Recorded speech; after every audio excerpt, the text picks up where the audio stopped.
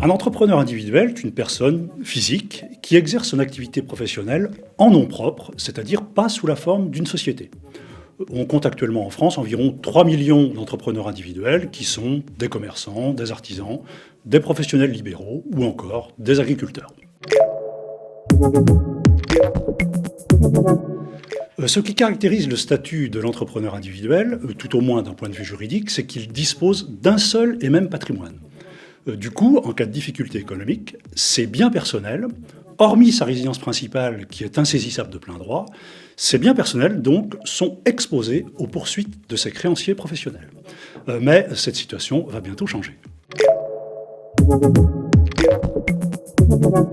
Ce qui a changé, c'est qu'une loi récente vient d'instaurer un nouveau statut de l'entrepreneur individuel. Avec ce nouveau statut, l'entrepreneur individuel sera doté de deux patrimoines, un patrimoine professionnel et un patrimoine personnel. Son patrimoine professionnel sera composé des biens qui sont utiles à son activité professionnelle, tandis que son patrimoine personnel sera composé des autres biens. Et gros avantage de ce nouveau statut, seuls les biens qui font partie de son patrimoine professionnel, hormis quelques exceptions, seuls ces biens seront exposés aux poursuites de ses créanciers professionnels. Les biens qui font partie de son patrimoine personnel seront, eux, à l'abri des poursuites de ces derniers.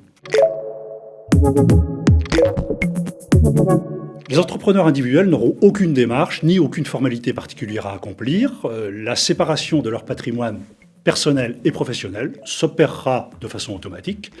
À noter que cette séparation des patrimoines interviendra à compter du 15 mai 2022, date d'entrée en vigueur du nouveau statut d'entrepreneur individuel.